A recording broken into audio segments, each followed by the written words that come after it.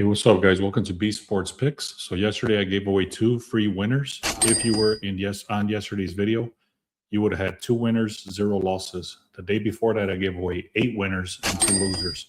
So in the last 2 days, the record is 10-2, just on the free picks.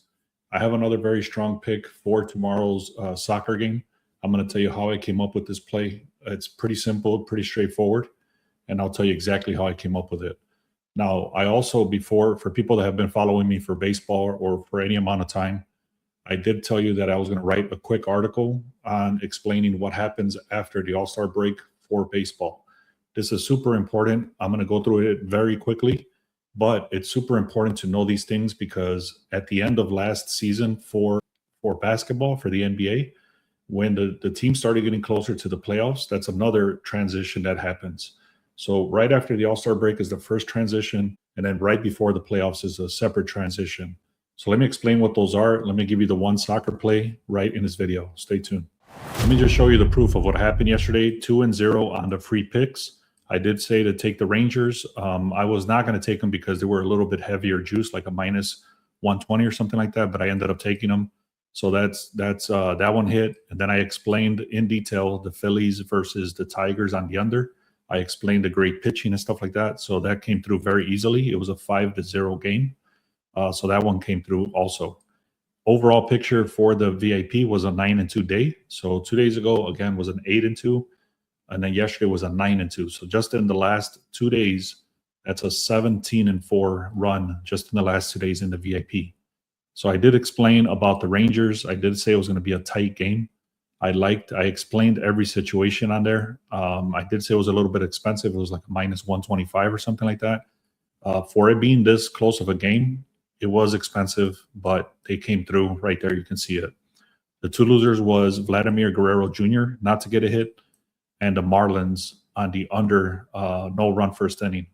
Actually, now that I think about this, now as I'm looking at this, I also gave away a no run first inning for the same play, which was the Phillies and the Tigers. So that would have made it a 3-0 on yesterday's video, not 2-0 if you would have took those 3 plays. Let me give you the quick receipts right here, then we'll get right into it, guys. So this was an under stolen bases, another under stolen bases, the no run first inning on the Tigers and the Phillies. This is the one I gave away right here, which is the Phillies and the Tigers. Also Ben Rice, to get one hit. Josh Naylor to get one hit. And then the Phillies and the Tigers, this one I gave away as well. So I gave away 3 different plays in yesterday's video, and all 3 of them hit. These are under stolen bases parlays, and they both hit as well. Now, again, I'm going to quickly talk about the transition that happens after the All-Star break. So I normally do not place any bets on any All-Star break, no home run derbies, none of that stuff. I stay completely away from that because it can go any way, and they really don't give a shit. And there's no reason for me to put my money up when these guys are not really giving a shit. So I skip all these All-Star breaks and stuff like that. So let me just get into what happens afterward, just so you have a mindset of the shift that happens between now and the postseason. All right, so this is the article that I created. I'm going to go through it, like I said, very quickly. But the big points right here is that after the All-Star break, baseball actually becomes a little bit different from a betting standpoint. During the first half, we can rely heavily on great teams to win. Just like they've been doing all season, just like we've seen. If you see all my videos, look at my channel, you'll see how many winners we have. The second half is completely different. So you need to understand the team dynamics, okay? That's the biggest thing. Contending teams prepare for the playoffs differently. Other teams, they start to trade veteran players. They test their younger players. They protect their pitchers a lot more, and they shift their bullpen a lot faster. So they protect their starters. Sometimes they even sit them out. And on top of that, their starting pitcher and their bullpen, they relieve them a lot faster, especially getting closer to the playoffs. They start relieving those pitchers as well. One of the biggest misconceptions is that people think that all the bad teams start tanking. That is not the case. It just means that their lineup and their starting pitching in the late innings, they get the relievers to become less predictable. So what this happens is you have to go very, very carefully. Before placing any bet, you want to verify that the starting pitcher is confirmed, just like you do every day. Bullpen availability, injuries, and recent trades, especially this one's huge, is when they start trading players. sometimes they get salty at the team for whatever reason, their contract or whatever. So they start sucking or they start getting amazing on the other team, especially if they end up playing against that other team. So let's just use an example. I know this is not going to happen, but let's say they traded Aaron Judge to, I don't know, the St. Louis Cardinals. So the next time the St. Louis Cardinals face Aaron Judge, usually they tend to go off if there was a bad deal. So there's things like that. I mean, those are just little nuances that you need to know about. I don't keep track that much into detail, but that's something good to know, especially if the players are getting traded. Then that diminishes the team also. Now, sometimes we might just skip an entire slate, being that the risk is too high. There's two tanking teams. They're starting to rotate the pitchers. They scratch the pitcher at the beginning of the game. Things like that, injuries, trades, all this stuff. So games become tighter, and you shouldn't be throwing out way more bets, especially with the one hits. A lot of these players, like I said, they get them out early.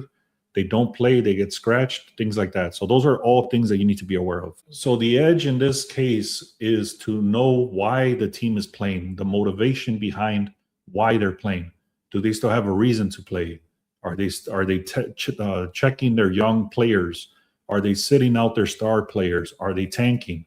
Are they off? Are they not in the playoffs? Those are the big questions that we need to answer every single day before placing our bets. All right, guys, now let me get right into the soccer play. I hope you got value out of that baseball breakdown because, like I said, from all the years that I've been doing this, if you're not tracking that stuff, even though it seems petty, it seems stupid, it's not. It's very, very important. And that's the reason I was able to turn around the NBA season towards the end because of this kind of stuff and this kind of research. So let me get right into soccer right now. It's actually literally the way I played the NCAA college basketball towards the end of the season.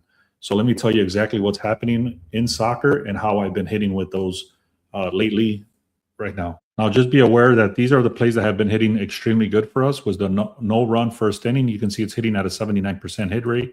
My picks, I already explained, this is not the props. Line movement tool, convergence tool, the spread tool, the sharp tool, the poly market tool, and then the refined expert channel. So all of these have been hitting very nicely. There is a lot, there's some losers in there as well, but the overall bracket of the winners, and I track everything. So this is my bet tracker recently. They have been hitting very, very nicely. So make sure to subscribe. Check out the VIP link in the description. And also very, very important, click on where it says free picks. Is literally free. And that's the plays that I throw out on a daily basis. So this is what I was doing at the end of the NCAA season. This is literally how I started my research towards the end of the NCAA season. I would go look at the futures market inside any sports book, or I wouldn't say any sports book, but this one right here specifically is DraftKings. So I go look at to see who is the projected winner or winners the championship. Okay. So right here, you can see France. I told you guys about France weeks ago. And I took France on a futures market, and I actually got them at like a plus 1,200 or something like that. You can see they're still favored at a plus 150. Now, that is half the price of Spain, England, and Argentina. So what this means is that they're heavily favored compared to the other three. Okay, so all of a sudden, I'm looking at France again. Like I already knew this from weeks ago. If you saw my videos, I explained why I was taking France. Either way, they're projected to win. I'm not talking about the futures market right here. I'm using this as a guide to tell me who's going to win the next game. Once I have that information, then I can start my research and see who's going to win. This is the other screen that I had shared, which is under the Sharp Edge tool. If you want access to this tool, it's 7 days for free. The link is in the description. Once you go to the poly market right here, you're going to scroll down to where it says consensus.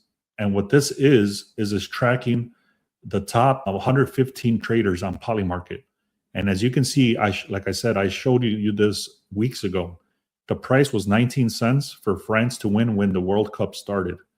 Now, total of 4 traders now, heavily traded money, $1.7 million is backing France to win the World Cup. You can see the size of the bets right here. 1.7 million, 2.8 million, 3.5 million, 1.1 million. So out of these top 4 traders, this guy's hitting at a 64% hit rate. This guy's hitting at a 58% hit rate. This guy's hitting at a 61% hit rate. and a 61% hit rate. So these guys know what they're doing, and they're putting up millions of dollars. So out of those 4 people that are hitting very highly, you can see what price they paid. This guy paid 10 cents. This guy paid 12 cents.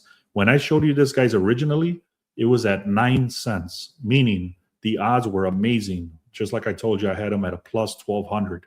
So just with using this tool, I saw this weeks ago. I took France to win the World Cup. And again, I'm not showing you this example for the championship because that's already kind of too late. You don't have the value now. I'm using France to take a look at should they win today, okay? Now, another tool here inside the Polymarket tracker is that we go to the signals, okay? In the signals thing here, you scroll down, you look at the signals, you can see right here, this guy right here is saying 67% chance that this is going to hit. Will France and Spain end in a draw? And obviously, it's not going to end in a draw because somebody has to win. So I don't know if this bet is still valid or not, but it gives you an indication here that he put up 500,000 shares at 29 cents. So do the math. 500,000 times 30 cents. I don't know how much that is, but it's a 1 point something million dollars. Okay, so it's good to know this stuff. Let me just show you what this comes up as. I get a text message alert and it tells me, for example, this is non-sports. I get stuff like this from Polymarket as well. It told me yesterday that the Houston Rockets and the Astros, I did not take this because this was sort of a test for this person. But then I did say right here, money line for this guy. And again, look at the value went from 29 cents to 41 cents. So 2 sharps were on it. So I get these alerts and they're from the Polymarket tracker. And again, if you don't have the alerts, then that's something that I created for myself. But you still get the same signals right in this tool right here. Okay, so having said all that, I know I've been yapping a little bit. I'm going to go with France to win the next game against Spain. So I'm going to take France money line in the 90 minutes to win, in regulation to win. Now, if they go into overtime, I lost this bet I broke even. It was a push. I had England to win, but I took them on the regulation. They ended up tying 1-1, and they ended up winning in overtime, and that messed up the bet because, again, I didn't win or lose, but because they won in overtime and not in regulation, I pushed, okay? So I'm doing the same bet for France to win in regulation. Thank you guys so much, man. I really appreciate you guys. If you leave a comment, I'm going to look back the last couple of weeks, and I'll pick a random video. If this is the video that I pick and you left a comment and you're subscribed and you liked, then you'll have a chance to win a 1-month VIP for all my picks. Thank you guys so much. Check out the free picks. Check out the Sharp Edge for 2 weeks. And then this week, I'm going to throw out a special offer for the Verdict, which is going to be inside the Sharp Edge. And is pretty much a cheat sheet of all the stuff that I look at before I throw out my picks for the day. Thank you guys so much. Let's have an amazing day.